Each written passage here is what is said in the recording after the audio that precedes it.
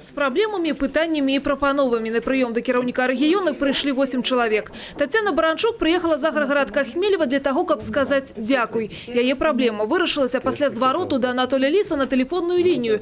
У жніўні шматдетная семья Татьяну усё ж справить новоселье. Уже пришло вот время подходить к очереди нам, и меня снимают с очереди, потому что как бы у мамы моей была квартира в 2007 году, мы ее продали, и вот те покупатели, они ее не переоформили на себе. Звонила к нам в райисполком, добивалась Жабенковский, мне там ничего хорошего не сказали, они начали меня отсылать то в суд, то к адвокатам.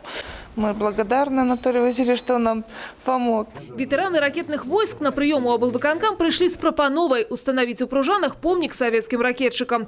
Распрацовали и эскиз монумента, засталося заручиться падтрымкай кіраўніка в области. Надо ее разработать, эту концепцию вместе с вами, архитекторы, и должны, значит, понимать, что, в каком это объеме необходимо делать и как делать. Шмат гадоў патрыятычным выхаваннем моладзі займаецца і Віктор Пенза. Ён быў ініцыятарам стварэння на базе 35-й брэсцкай школы кадэцкіх класаў. Узровень военно-патрыятычнай падрыхтоўкі у іх адпавядае праграме кадэцкага вучылішча. Толькі вось карыстацца льготамі пры паступленні ў ВНУ кадэты агульнаадукацыйнай школы не могуць. Ураўнаваць справы кадэтаў з такой прапановай вырашана звярнуцца ў Міністэрства адукацыі Беларусі. Са свайго ж боку абласное кіраўніцтва ініцыятыву падтрымае. Працаўладкаванне, вядзенне фермерскай гаспадаркі, тарыфікацыя аплаты камунальных паслуг, многие из адресаваных пытанняў, хоць і асабістыя, хвалююць мноства.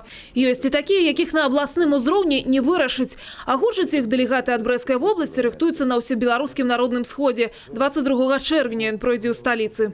Необходимо и в аграрном секторе нам также двигаться от коллективных форм собственности. Сегодня вот приходил фермер, у него 300 гектаров, и он говорит, я вот хочу заниматься на перспективу, иметь больше земли, заниматься и животноводством и так далее, и так далее. То есть, наверное, где-то будут более конкретно поставлены акценты по этим вопросам, то есть передачи нерентабельных хозяйств фермерам, более активное развитие среднего, значит, мелкого бизнеса.